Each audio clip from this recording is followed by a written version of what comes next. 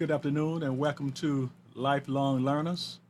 And today I have a special guest, Twanna Jones, that will be with us this evening. She runs the Help Center, and she's going to talk about the Help Center in a lot of detail as to exactly what she does with the Help Center. Uh, Also, I want to introduce our producer, Amnon. Amnon, how are you doing I'm today? fine. How are you? I'm good, and I'm looking forward to this show this evening. I've been looking forward to meeting Tawana. We've been LinkedIn and Facebook friends for over a year. So, Tawana, how you doing? I'm doing great, Terrence. How are you? I'm good, That's good. and I just want to kind of just get into just get into this flow of the Help Center and what's that all about. So, I want you to tell me a little bit about you and also the Help Center. Okay. First of all, I would just like to thank you and the Nissan Communications for allowing me this opportunity to be here today to speak about the Help Center and all that God is doing through the Help Center, doing through me and the Help Center. So thank you. To answer your first question, a little bit about me. Well, I am a wife, a mother of two. I have a 16-year-old daughter and a son that's just went into the Navy. So one down, one more to go. But just to let you know a little bit of history, I started with the American Red Cross 7 years ago, and I worked through the United Way and different other nonprofits. So I feel that nonprofit work is in my blood. And the Help Center started with, it was a simple passion. At the age of 12 years old, I knew that God had called me to do this type of work. I knew it at the age of 12, early on, seeing my grandmother helping people that were in the streets that were addicts and people who were alcoholics, and she would feed and clothe them. And I saw that, and I was drawn to that type of work. And so that's how the Help Center came about. Okay. Now you say your grandmother would she would help and feed, I guess, the homeless and the addicted and so Yes, forth. yes. So was she involved in ministry herself, or did she just have a personal ministry in just helping in just helping people? How did that come about? Well, her name was Patience. She was the only one out of 13 brothers and sisters that had just a first name and no middle name. It was just Patience. And that was her ministry. Even though she was a Christian woman and was very dedicated to the church, her ministry was given back to the community. Her ministry was making sure that those who were out there in the streets that were broken and suffering, that she would show them hope and give them guidance through the scriptures came alive to people when they would meet her. And she passed that down to me, and I know that that's something that's going to be passed down to my children. Okay. So you've been in now you've been involved with nonprofit organizations and just helping just people in general for I guess for a long time. For over 20 years. But Yes. you've just started the Help Center this year. Yes. So kind of take me down the road to 20 years back to when you got started, up into I guess now that you've started the Help Center. That 20-year span, what what were you doing with nonprofits, and how did that I guess catapult you into starting your own nonprofit? Well, it started, I think, as early as me. 20 years ago, I was sitting in my living room, and it was so amazing. And I called all the nonprofits in the Vance County area, and I said, "My name is Twanna Jones, and this is what I want to do. This is what God has called me to do. Can I set up a meeting to meet with you? I don't have any business cards right now, but I just want to put a face with my name." And some of the organizations like the United Way and Lifeline and different ones, I met with them, and they were so amazed with the passion. And I was out of my home, but God had given me a vision, and He told me that I would have a mission to do this type of work. And I stepped out on faith, and once I did, the doors started to open. I started volunteering for the United Way, and then I ended up getting a job with the American Red Cross, and I ran Vance, Granville, Person counties for 7 years, helping them with disaster relief, helping with them with September 11th. And so it was constant doing that type of work and volunteering. But I knew that I had a promise, and I was sowing towards that promise by volunteering. Okay. So just to kind of back up a little bit, and with a caller, we'll take the call in just a minute.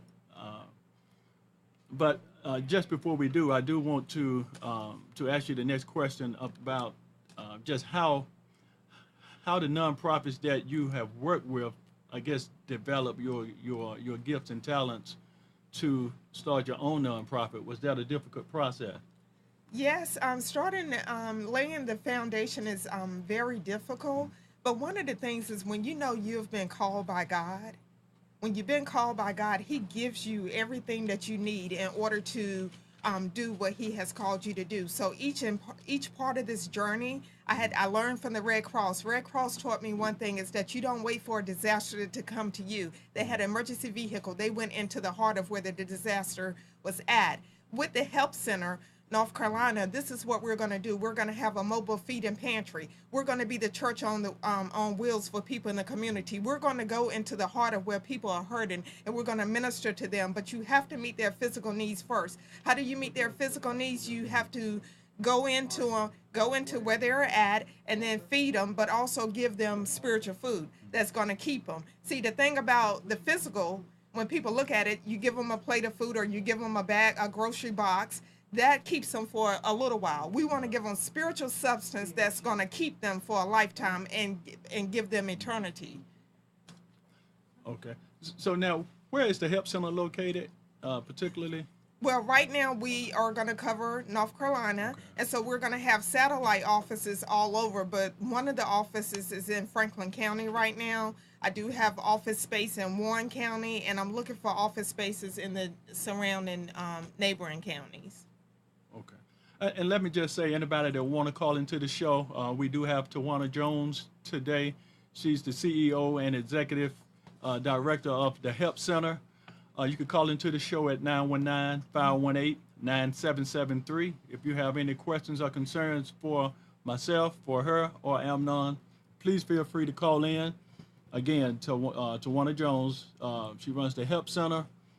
And now, you did a lot of work in Vance County. Are you still working in Vance County? I know you said Franklin County, but I know Franklin, Vance, Warren, and a lot of those surrounding counties kind of work together.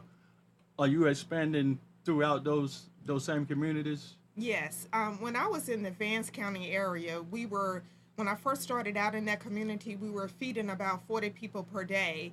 And then after I saw the need, it was more than just food. We started feeding over 1,000 people per week. See, people, right now we're in a drought. When I say a drought, not only for resources, but in a drought spiritually. This nation is in a drought, and so we have to stand on God's promises. And I would be out there in the heart of where people were hurting at. I'm not talking about just the addicts, but the drug dealers. You can help an addict, but if the drug dealers are still out there doing things, you have to minister to them too. You have to get to the core of what the problem is. And so I would be out there with all of them, trying to give youth opportunities that tell them that even though daddy and uncles and aunties have done this, and this is what has been handed down, you don't have to accept that. You can step out on your own and do something different and bring change to the household. So we were working with the elderly people also, making sure that their needs were met. We were in the heart of where people are hurting, and that's what you have to do with this ministry. I want to go, why I named it the Help Center, because if someone calls and say, I just need prayer, we're going to help them with that. If someone calls and says, I need a food box, we're going to help them with that. See, I've seen so many people that have been addicted, young people. What I'm saying is 17-year-olds, 15-year-olds, and 13-year-olds on heroin, and they have needle marks in their arms and stuff, and they don't see any way out. The Help Center is going to step in and show them that we can turn this thing around together, and that's what this is all about. Reaching people right where they're at, not judging them based on what we see in the natural, but knowing that if we catch them, God will clean them. It is not my job to clean them. It is my job to catch them. Amen. And that sounds like it's a powerful testimony. What the Help Center is doing is powerful. So I guess that's a reflection of who you are. Yes. And like you said before, your grandmother had that same passion. She passed that passion down to you, and you've since then started the Help Center. So I want to thank you for I guess just putting that out there Yes. because the community definitely need it. I grew up in the communities in which you've worked in, and I know those communities do have a lot of drug addiction and a lot of just addictions in general, and General. and a lot of those areas have not grown like Wake County, like Raleigh or Winston Salem or Charlotte.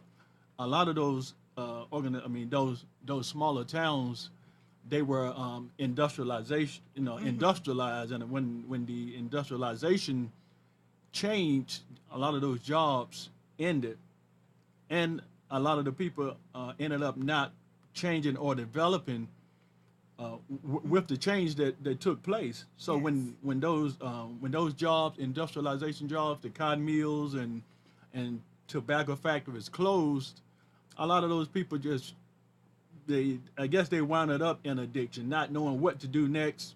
You have a tendency to do what comes easy or do what you see, and there was a lot of drinking and alcohol and substance abuse. So I guess they kind of that's where they ventured to. But with the help center, you saying that you went out in the communities, have talked to these people, you brought them in, and have ministered to them. Now you do have a unique style of ministry because a lot of, I'm gonna say, pastors and ministers don't go out into the community to to bring those that are really they really need that healing. They don't bring them inside, but you've actually stepped out and went out into the communities to bring them in. So what motivates you to go out in those communities? Evidently, it's not a fear factor that's stopping you, because a lot of people would be scared to go out in that community, particularly women. Yes. So What motivates me is that if you allow God, when He calls you to do something, He provides the provisions, but also He provides the protection. So He said that in His word that if we trust Him in all things, and that He has sent you to a place and called you to a place, He will equip you to go into those dry places. And so He puts a fireball of protection around those who have been called, and He will give your hands favor. And what inspired me and motivated me was not only my grandnanny who was doing this type of work, but in the 1700s and the 1800s, when people didn't have social media and televisions and everything, and they didn't have anything to fill up their time, it was two men, and one was Mr. Moody, and when he would go out to minister to those who were in the community that he in the cities that he was approaching, he would stop right there at the outskirts of the city, and he would reach his hands out towards heaven. He said, God, send a revival. He said, not only to this community, but start with me. So every time I go out into these communities, I said, God, send a revival in my heart that I may minister and understand the needs of your people. These are your children, God. So show me. And my message to help centers not only to touch one particular race, but it's for everybody. The help center is for everybody. And so that's what inspires me and motivates me. that's and that's a big, and that's a big motivator, because a lot of people, they want to help, but like you said, you go out into the communities and you're not afraid to deal with the drug addicts and the drug dealers and and so forth. So Yes. that's what the community needs. Now you've been doing this type of work for over 20 years, but you've Yes. started the help center. Now, how can other people get involved in the help center to help you to take this to the next level? I'm sure it's going to take more people doing more of the same thing that you're doing, and I guess some other things that you're necessarily not doing, but need help in that process. So what process would they go through to become a part of the help center to help you with what you're doing? If someone wants to join in on our team, they can reach me at either by contacting the business line at 252-572-3203 or visiting our website at www.thehelpcenternc.com or emailing me at info@thehelpcenternc.org. All right. Amnon, you got a Two question? different- That's two different I things. mean .com, yes. So it's both of them are And .com. .com, yes. Okay, again, if anyone want to call in, we have Twanna Jones with the Help Center. You can reach her at 919-518-9773 right here today. If you want to help her with this foundation, with the organization, do give her a call. Again, she gave her information to get in contact with her. Twanna, I appreciate you coming on today. I appreciate you sharing the Help Center, the mission of that, and just personally, I want to do anything I can to help you to get the Help Center to where you're trying to get it to. You've only been in existence, what, 7, 8 months? Yes. Okay. Uh-huh. So, and again, you're working out of that's actually my hometown, the county, Franklin County. Also, Vance Granville, Franklin, that whole area needs what you're doing. So I commend you for that. Thank you. I have family members that I know they're gonna reach out to help you with that process also. That's great. Now, Thank you. let me ask you this: just based on what you know now, what would you have done differently had you known what you know now, in terms of, I guess, starting the nonprofit organization or just working in this type of work? Is there anything that you would have done differently? Well, no, Terrence, because it's a hard thing. Let me tell you why. A few days ago, someone contacted me and asked me to start a project for them and to run their business, and they were offering a lot of money to do this. And I decided, God, I said, you know what? Sometimes something will be presented to you and wrapped up in a pretty package, but your heart won't let you go. And so I said, no, I thank you for the offer, but no, my heart is right here, and that's where God has called me. And I know that if he builds the foundation and the foundation is built on Jesus, nothing can storm it. So I am excited about the Help Center. I'm excited about the teams that we're going to build all over North Carolina. We're going to illuminate this earth for Christ, and we're not going to wait for the government to do this thing. We're going to rebuild these communities, and I know that God is going to send the people, the provisions, and everything. I'm standing in faith, and that's all I have. And so I would not do anything different. And I believe that when you can embrace the struggle, he'll show you the victory. But I don't want to have victory without the struggle, because then I wouldn't understand my victory. But if I could go through the struggle, which is feeling like I'm starting this thing from ground zero, and embrace that, he will show me everything else, and I will feel victorious in the end. So, Okay. So let me ask you now, 5 years from now, what would you want the Help Center to look like? I want to see those who have been going through the transformation of someone who's been in the streets and they feel like there's no way out, because I've seen young girls. And I just got a call Sunday. It was a 22-year-old that was walking the streets, had a college degree, and now she's selling her body. And I want the Help Center to reach these children. They're still children, and they're trying to find themselves, and they're doing this. I want to reach the dealer, because if we could stop him, we could cut down some of the crime. I want to reach the homeless person and let them know that I understand you don't have a physical home, but I could tell you about a home that is over in glory one day, that you're going to have a mansion that's not made by man's hands. That's what the Help Center is about, bringing help and hope to those who are hurting.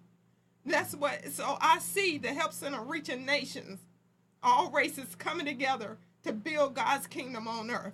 That's what I see. And again, I believe you have that. I guess that's. Do you feel like, I mean, that's your spiritual assignment to Yes. to take it there? Yes. Outside of, I know like I said, you've started it locally, but 5 or 10 years from now, you want to see it worldwide. Yes, I do. Because, I mean, and it's needed all over the world. We need help centers like you've developed all over the nation right now, with all the, I guess, the chaos and the mess that we see going on in the world today. The Help Center is needed. Mm-hmm. But again, I want to thank you for having the heart and the spirit to know that that's your mission, that's your assignment, and you've chosen to taken on that assignment. A lot of times people ask, why ain't somebody doing this and why ain't somebody doing that? But they don't look at themselves as being the change agent to make it happen. You said, hey, I am that change agent in so many words, and I will make it happen. And God have, have imparted that in me to want to make it happen. So you don't have a problem going out into the community dealing with the drug dealers, the drug users, and and those that are just going through. Period. That's So right. again, I appreciate you. I appreciate you for coming on the show, sharing that. I want to offer anything that I can do to help. And Thank you. again, the community that you're working in, that's my home community. So I'm looking forward to speaking to a lot of the community members and to helping you to reach that mission so we can take it to the next level. Amen. Again, I want to thank you for coming on. Thank you. Feel free to come back anytime. Yes.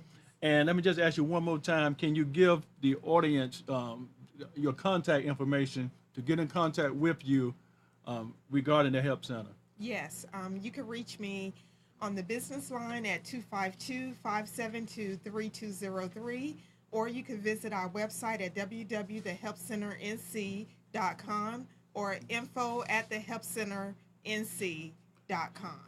Thank you so much. I appreciate it. Thanks again, and I look forward to have you anytime you want to come back. We welcome you. All right. And so I appreciate having Twanna Jones on, but also I want to move forward with the second half of the show. We do also have Tamisha Thomas on the show today, and Tamisha Thomas is the CEO and Executive Director of TooMuchTV.com. Tamisha, how you doing? I'm excellent today. Okay. Listen, I appreciate you coming on as well. TooMuchTV.com. I want to know exactly what that's all about. I understand that Too Much TV has been around for maybe 15, 16 years now.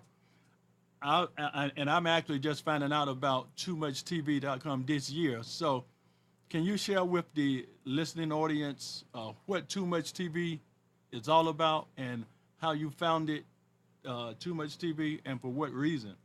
Absolutely. I used to work in radio. And so I began working in radio right after college, worked for B103 in Atlanta, Georgia, and had the pleasure of working for a black-owned radio station in Huntsville, Alabama, that is a jewel to be able to have a black-owned radio station. Mr. Huntley Batts owns the radio station still to this day. And prior to him running the station, he purchased it from a Mr. Leroy Garrett. And Mr. Garrett was instrumental in changing FCC regulations that allowed black radio stations to stay on 24 hours a day. It used to be that with the sundown rule, the station is in Alabama. At a certain time, radio stations would stop broadcasting because you had lynchings going on. And so you didn't want people that own radio stations to get on the air and talk about lynchings in the community. And so there were sundown rules in the South, and radio stations were not allowed to air after 5, 6, 7 o'clock around sundown. And Mr. Leroy Garrett was instrumental in changing those FCC regulations, which allowed black radio stations to stay on the air for 24 hours a day. So that's my background, that's my history. And then when I got here to Raleigh, North Carolina, I began teaching. I taught Demario Atwater, who killed Eva Carson. If you remember that high-profile case, Demario Atwater, Eva Carson was the student body president of Chapel Hill High. And he was a student of mine. He could barely read, write, multiply, and divide. And so I began working on creating a curriculum that could reach students, that could combine everything that I know, which is everything from radio, everything from marketing, and to be able to create a curriculum that engages. I knew where the market was going because of my background. And so I began working on creating a curriculum that would allow students to understand media broadcast, social media, even before social media existed, and to really give them an opportunity to express themselves and to control their own narrative. Well, take me back a little bit now, because I want to get a I want to get a true understanding of I want to get a true understanding of your background in terms of how long have you been doing this type of work, and again, I want to go back to some of the questions that you had asked. I mean, had mentioned about the radio stations not being able to stay on for 24 hours because of lynching and and so forth. So first of all, tell me a little bit again about your background, the how long you've been involved in this type of work up into again. I want to find out a little bit more about that the lynching and stuff that was going on before. Well, lynching was a little bit before my time. I'm from Mobile, Alabama, and Okay. I remember the last lynching case in Alabama was Michael Donald. So the first time I ever heard of lynching, I was about a little girl, 12 years old, and I remember Michael Donald's mom receiving a huge settlement from the Ku Klux Klan. Michael Donald had been lynched on Stone Street, which turned into Martin Luther King Avenue. So Alabama, being the cradle of Confederacy, was a huge town for lynching. Even when I go home to visit my father today in Owasso, Alabama, the banks close on Wednesdays at early, and that is because of the lynchings that happened during that time. And I found out about that this year. I went home for a family reunion, and my father's told me, if you want to get to the bank, you better get there early because they close down. I'm like, why? He's like, well, that's from the whole. I was like, they still close the banks down early. Apparently the South, somebody wants the South to rise again, and we're seeing it in that time. I mean, right now we're seeing, we're seeing African Americans being killed and mass incarcerated at a huge rate. So that's the history of our country, and so that's that for the lynching. But prior to me actually doing the Too Much Television and actually creating a corporation for 16 years, I probably worked in radio and television collectively about 6 or 7 years prior to that.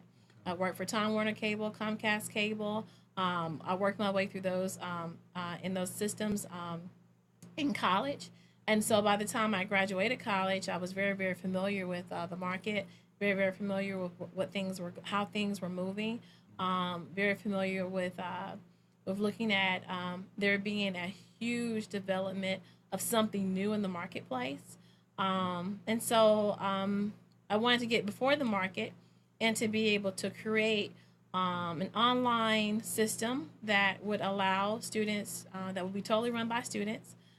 We actually have several programs where we are teaching kids. We engage kids from ages 3 to 25 around television and video production. So now, now share with us a little bit about those programs. I know there was one program that I saw, Smart Girls Academy, that Yeah. that Well, you all that we do. Well, the right. Smart Girls, they make their own books. They make their own books. And so Smart Girls are girls that we engage between the ages of 3 to 11. This particular Smart Girl book is titled Books Before Looks series. And basically, this book actually talks about, actually highlights sight words. So in our program, our kids, they tell their own narrative. This book talks about young girls wanting to go to college, how they meet and how they're engaged. And it actually tells the story of them actually wanting to attend a university here in Raleigh, North Carolina. This book talks about William Peace College. The girls have aspirations to go there. It talks about Shaw University, St. Aug, NC State, and how they are planning for their future and how smart girls plan for their future. They also have a pledge. And being a smart girl, they pledge to create positive things around them. And so that's how we actually engage young girls between the ages of 3 to 11. They make their own books. Our young ladies make their own television shows. So those are girls ages 3 to 8. I'm sorry, from 11 to 18. And they work out of Raleigh Television Network. They produce a show called Raleigh Live. And they really primarily work a lot with creating a positive narrative for themselves and telling positive stories. We have something called TMT Hot and TMT Not. And TMT Hot is where we look at the things that they currently see with the media, and we do media literacy. And then we challenge them to think of stories that promote good family structures, a positive environment, things that speak of academic excellence, and then we challenge them to create programs from those topics, something that their parents can be very proud of. So let me ask you this. Now, you all have been around since 2000, and so have the Smart Girls, have that piece of your organization been around since the beginning? No, the Smart Girls have existed for probably about the last 4 to 5 years. We started off first convincing people that television over the internet would work. It took us a long time for people. I mean, the internet changed around 2005. Okay. So around 2005, I think is when people started to become familiar with YouTube. Within the last 4 years, we've seen the saturation of Smart Girls. So for a long time before we had the programs listed, what we had the summer camps. So when we first started, we started out at the Hayti Heritage Center in Durham, and we did a lot of we did a lot with students from Durham, and we put them in a summer camp, and that lasts 8 weeks. And in 8 weeks, they learned about history, and they made a lot of programs from history as well as the Bible. So we also use the Bible as a book of reference to actually create positive stories from that as well. So let me ask you this. Now, the young ladies that you all have, I guess, have mentored and taught. Now, have you all kept in touch with them as they've gone forward, and have they came back to support what you all are doing with Too Much TV? One of the first classes of kids I began to teach were a group of kids in Carborough, Chapel Hill, Carborough area. And Eureka Mann was one of our first students. Rika had a very challenging environment. She's gone on to graduate from college. She works now for a local health company here in the area. She just recently got promoted. We are so very, very proud of her. She is going on to do great things. So yes, we keep in touch with the kids that we engage, and they usually go on to do. We've had huge success rates. Now we're not evidence based just yet. Okay. But majority of the kids that come into our program have gone on to do excellent things. Of course, we don't have a real system of tracking, but a lot of them keep in touch, especially now with Facebook and social media. Right. They are off in college and starting their families. And that's all. And that's awesome to have put this, to have put this in place, and to have, I guess, to have catapult the young ladies to, I guess, I won't say stardom, but to reach their goals and reach their dreams, and then be able to, to bring that back and share with others. But also now you all have a foundation on October the 8th. Can you tell us a little bit about what's happening with that? Yes, we actually have the Healthy Communities Walk. So everything that we do becomes media of some sort. So here's another book that we have. It's called the Healthy Communities Walk. And the Healthy Communities Walk book is a book that really tells the struggle of PTSD, post-traumatic syndrome, in African American children higher than those soldiers returning home from Iraq. This story is about a story of how students and kids and families can come together and proactively create stronger communities. So especially with everything that's going on in our country right now, we have the tendency to put ownership on, well, the police and the politicians and but we from our perspective within our organization, we say we want the family to be as strong as it possibly can be.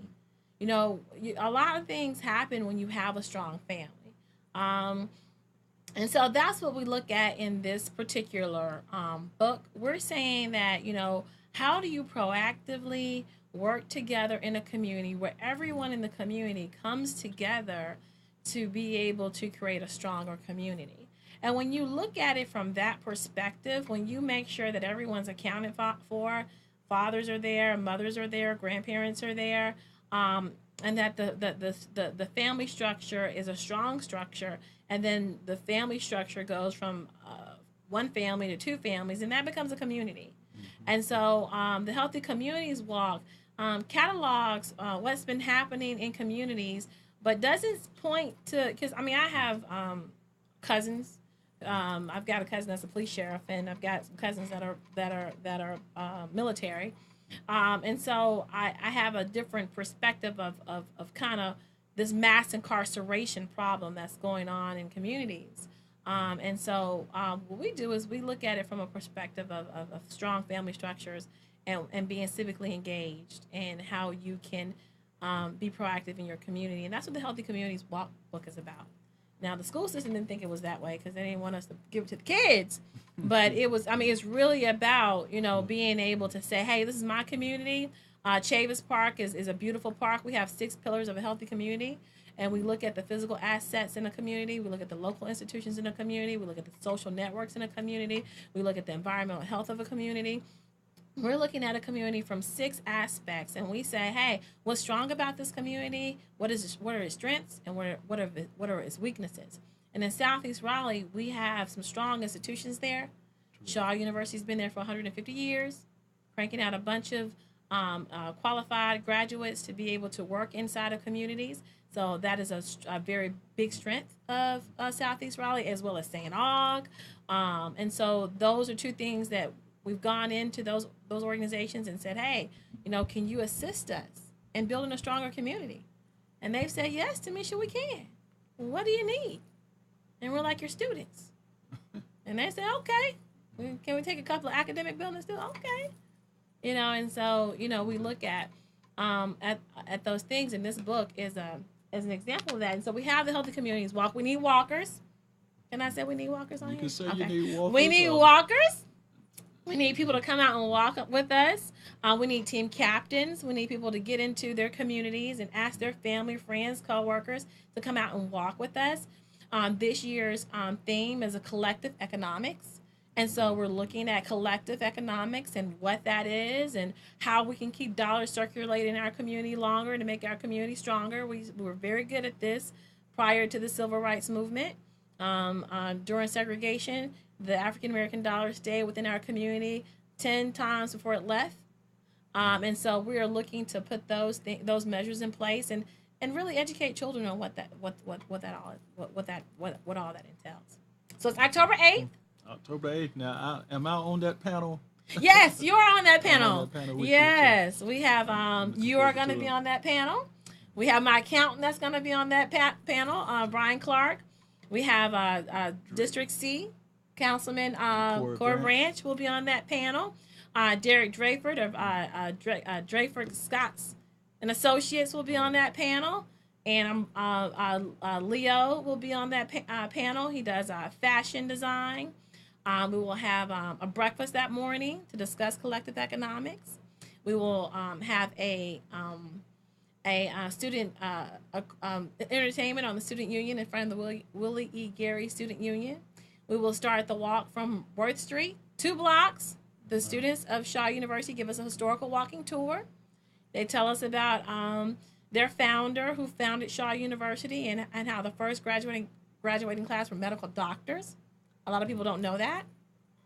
And then we walk 2 blocks to the historic John Chavis Memorial Park, which was a free black man that educated both black and white students, educated white students in the day and black students by night. And then we have a fun day. We have a Just Be You fashion show where we celebrate you and all of your excellence. We will have mimes that Miss Akila Faye McCoy she's coordinating that with Our Efforts United. And so we've got a collection of organizations coming to the table to assist us, because team captains get to keep 20% of the money that they raise. Collective economics. Collective economics. Right. Now you have a question? I was going to say you need a lot of walkers, because I only heard you mention 6. Yeah. So only 6 walkers. 6 walkers? No, 6 pillars of the Healthy Communities Walk. But we do need walkers.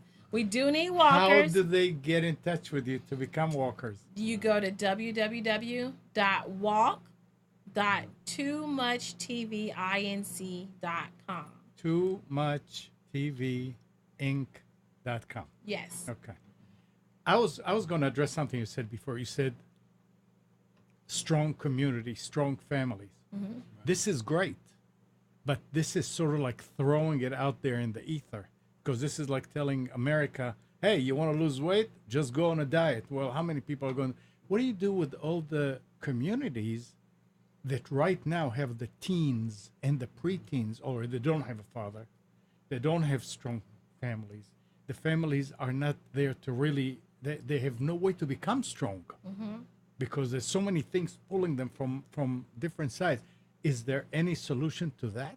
Well, that's why we have programs with our nonprofit, the TMT Youth Community Foundation.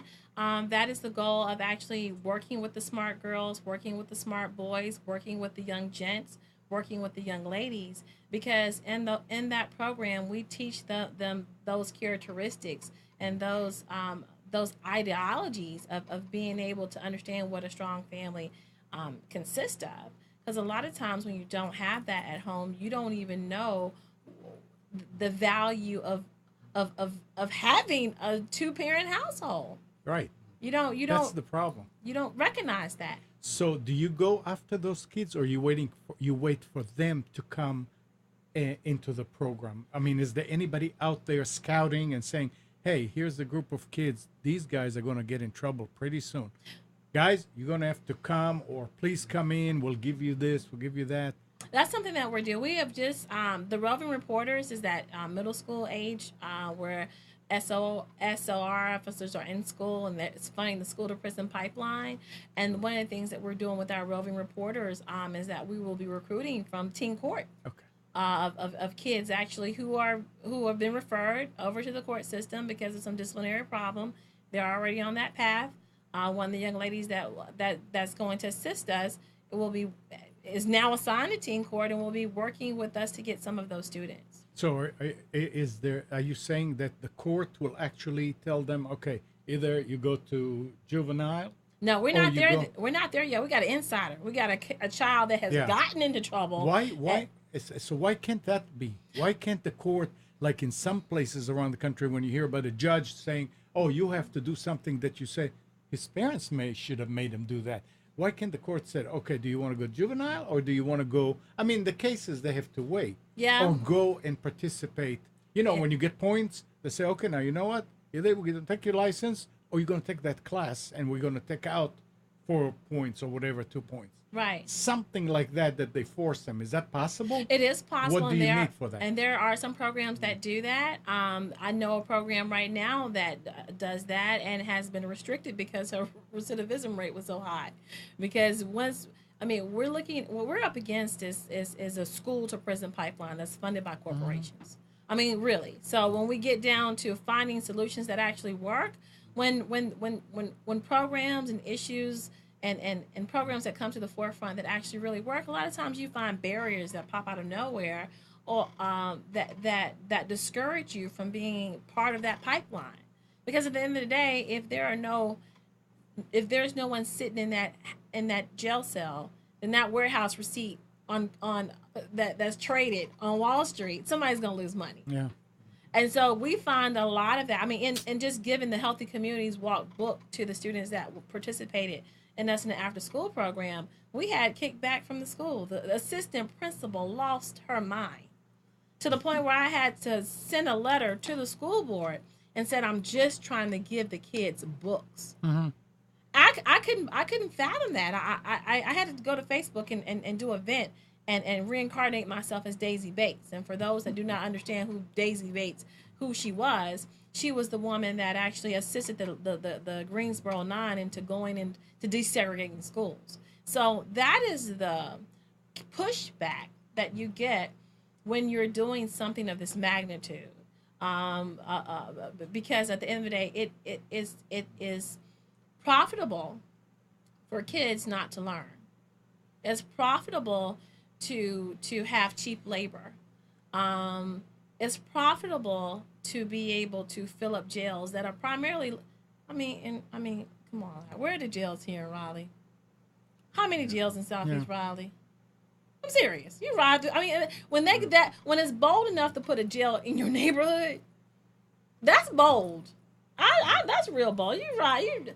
It's three jails in Southeast Raleigh alone. And then those kids get bussed out to schools. Their parents can't make it out there. And so the onus has to be on not the system. You can't change the system, but you can change your family structure. You can make sure there's a father in the household. You can make sure that there are protecting parameters around the kids, because America has said to you, we don't want to see somebody with their sagging pants walking down the street. We're going to shoot to kill. I'm just right. Oh, yeah. Yeah, that's what it was. Let me back you up now. Okay, because, that's a little controversy. well, when you say we can't change the system, You can't. but we know that the all of this is in the threads of the system. Everything that you mentioned is woven in the threads of the system. So we got to unwove the threads of the system because everything that we do is going to be tagged as not right, and we could be arrested and locked up for it. Just because, like I said, they need the numbers in the jail. They got to have those beds filled, and they're being with mass incarceration, the school to prison pipeline. All of that's in place for a reason, and we understand that. But there's no need to necessarily, and I won't say no need to necessarily go after the officer, because you should, but he works for a system. The system that's in place allows them to be able to do what they do. So I feel like we got to go after the system. We got to change the system. And if that means that the system got to be torn all the way down to be built back up, then we'll tear down the system and build it back up. But we can't no longer allow the system to treat us the way it do. And I agree with that, but coming from a radio perspective, and I mean, I have to say this, I might be unpopular for saying it, but and I'm a woman, so I got to come from a woman's perspective. That's all well and good. That's a huge fight. That's a huge fight that requires collective working together, churches coming together. That ain't happening. I mean, how many churches out there convene and don't convene together? How many churches, you just had a woman on here in the show, you said to her, it's good you work in the community, because a lot of churches don't. So, I mean, I'm the type of person, I'm going to clean up my own house before I go clean up yours. If I know that my son is going to get shot dead walking down the street because his pants are sagging, or because he has dreads, or because he's with his friends, or because he's loud, or because he's playing the loud music, I know that. We know that. So what would you do? You gotta put parameters around your children to make sure that they are safe as a community, while you look at dismantling the system. And nobody's talking about that. And I'm gonna say this. I don't know how many viewers you get, but I'm gonna say this. I'm gonna say it. Can I say it? You say whatever you want to. I'm gonna say it. That's why I'm gonna say it. I watched Mike Brown's funeral. I watched it. I was at home. I was watching it, and I saw Mike Brown's daddy's girlfriend get up and speak at this boy's funeral. The girlfriend. This is what she said. She said that Mike Brown was on the phone with his daddy, and his father got upset with him, and his father hung the phone up in his face right before he passed away. And she said to Mike's Brown father, I don't know what his name was, why are you mad at Mike? So apparently, I don't know if this woman was terminally ill. I don't know if she was dealing with something. But Mike said to his father, your girlfriend is going to die. And she said, well, don't get mad at him. Call him back and ask him why he said that. So she picks up the phone and she calls Mike. And she says, Mike, your daddy's real mad with you. What did you say? And she said, Google it. I want y'all to Google this, because this is what this woman said. She said, well, I've been seeing bloody sheets. And she said, bloody sheets? And he was like, you're not going to make it. And she says, oh, okay. And I guess she hung up the phone. She said that when she got to the place where Mike Brown had been shot and was laying dead in the street, she got there. And by the time she got there, he was covered with the bloody sheet. And she said, it wasn't me, it was you. And she said that at his funeral. Now, as a person viewing this, watching this young man's funeral, who's been cut down from life at the tender age of 18 years old, and I see this at his funeral, that speaks volumes to me about the family structure. It don't speak volumes to you about the family structure? It do, but it also speaks volumes about American structure, the structure of America, because we know America conquer and divide the family, and we know a lot of times the father is taken out of their home or in prison, and a lot of times the father is not directly involved in that child's life for whatever reason. But even there are even reasons to, and I'm not talking about the Michael Brown case. I'm saying in general, I'm talking about all over America. I can't speak about the one case that you're talking about, because we also can talk about mental illness or just the division within the family in a way that always goes on. There's no family that don't have some division or attitudes toward one another. That's just the nature of a family. And we also know that there's mental illness in families, also. But I'm saying the bigger picture is the way America operates. It's gonna make you not feel good enough, or it's gonna, if you are feeling good enough and doing good enough, they're gonna find a reason to separate you and lock you up. Even when sometime in two-parent homes, if you're getting assistance from the county or state, the father can't even be in the home with the mother, with the family. They gotta leave, or they gotta be gone, or they can't get the assistance. So I mean, there's so many different dynamics that we know that goes on in America that we can't begin to pick no one thing and say this is why. It's all of those things and how they work together that keeps us divided. And we do have to continue. This is a collective effort that'll never end. We have to continue to collectively work to be a part of this system that we choose to live in. And we got to make it be the kind of system that we want it to be. So it starts in the home. It starts with raising the kids. It starts with the two parents, working together, respecting one another, respecting the kids. It starts with all of that. That never ends. And it is not about one family. It's about a collective of all families in America to have to do that. We got to continue to do that. We got to continue to push for that. Nobody's going to do it for us. Nobody's done it for us thus far, and nobody's never going to do it for us. We got to do it for ourselves. Yeah. Until that, but that's an ongoing fight.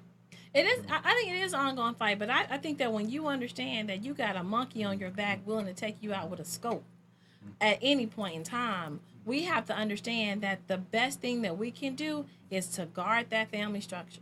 Because if we don't guard that family structure in such a way that we have to make sure that, the dissolvement of this family structure opens us up to so many things that other people don't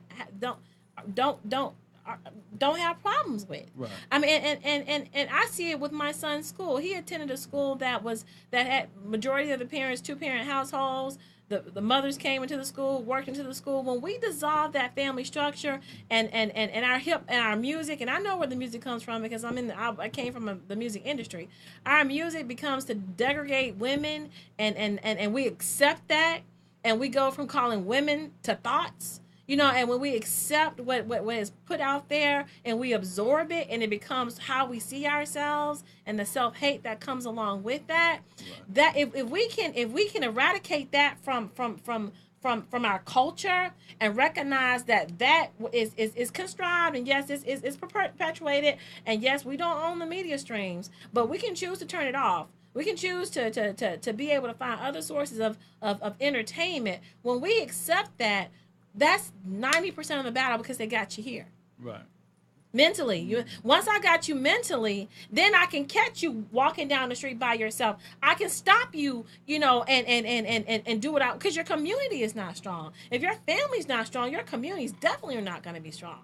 And so until we understand that we got to be able to, it's easier for us to change what's going on in our family than it is for us to change the system.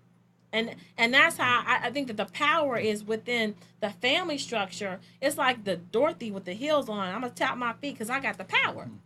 I got the power. It's on my feet. But what you're saying is absolutely correct. If your kids were walking down on the highway, cars will hit them and kill them. So what do you teach the kids? You better be home doing something productive. Walk on the sidewalk.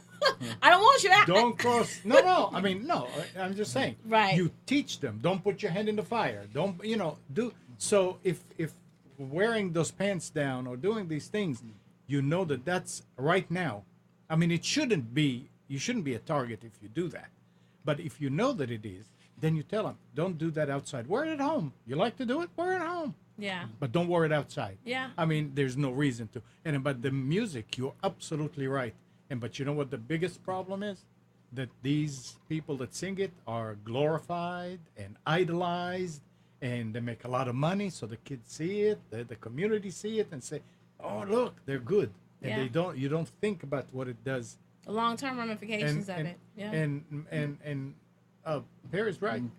But see, I mean, nobody thinks of it because it's subconsciously when you're in the womb, in the stomach, you're being programmed. Your parents has already been programmed.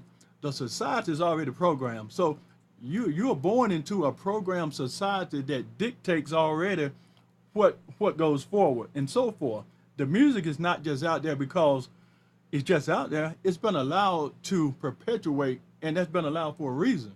The reason it's been allowed is because they allow that music to keep you dumbed down. It's Yeah. dumbed down music. So they'll let you listen to the music and all day, every day, because they know that's going to keep you not focusing on the real things that you need to focus on. The real things is on the inside of you, who you really are inside, what gifts you really have. That's what we should be teaching and working on, but we don't get to that because we're dealing with dumb stuff on the outside of us that society have allowed to be a part of this culture. But you understand that this is a capitalistic society, that it has to work and perpetuate like that. It's not a spiritual society. We talk about spirituality, Christianity, and so forth, but it's not a Christian or spiritual society. It's all about capitalism. It's all about making a dollar, and if that means I got to play you against this other person to make that dollar, then that's what this society is going to do. The isms. The isms all day, you know. The isms. And all these problems are not limited to blacks. No, they're not. It's all together. They're not. And I was going to say, Barry, you're right. I mean, Terrence, you can change the system. And we can argue about Brown, whether he was right or whether he was killed in self-defense or whatever. It doesn't matter. But what came out of it? Yeah, I mean, I understand that. I just feel like, you know, it was structured activity. You know, I look at a troubled young man who thought maybe he could, you know, bully the policeman, and then the policeman said, you know, no, you can't bully me, I'm gonna kill you, and that's what happened. And there was nothing structured for him to do that time of day. His daddy was out with his girlfriend. Absolutely. His mama was, we don't know where she was. But that's not what I'm saying. You know, What came out of that whole situation? I don't know what came The out of it. riots. But what Okay. came after the riots? And this conversation. What came after that? Policemen started wearing cameras. The system was changed because of that. Because the policemen said that, some people came, and whether they lied or whatever about what happened, the system want to have the facts. So now more and more police departments, and I think even in Raleigh now, Oh yeah, the cameras. We got the cam, that is changing the The system. body cams. So the Yeah, that's sacrificial blood. changing the system. The sacrificial blood. you know, but also too. Okay, but look, we're gonna schedule another time for you to come on the show. We do want to get. I want to talk to you more about this in more detail. Just toomuchtv.com and the whole conversation. I appreciate you coming on today. So again, we'll get a chance to talk. We'll schedule you for another show. Thanks for And having me. Karen in the chat is saying she agrees. Change starts in the family. The change it Yep. does. Absolutely. So to Tamisha Thomas, we appreciate you coming on with Thank you for having me. toomuchtv.com, and I'm looking forward to having you back Tell people again. where to go. For the Healthy Communities Walk, come walk with us. We need walkers. We need to make sure all of our vendors have enough people to come shop with them. You can be a team captain. You can go to www.walk.toomutchtv. That's TOOMUCHTVINC.com. And we want to see you at the walk. All right. Thanks. You all have a great. I appreciate you chiming in with us today. I hope this was inspiring and motivating in so many different ways. So thanks, and I'll see you all again next Tuesday afternoon at 2. Lifelong learning. Take care. Take care. Take care.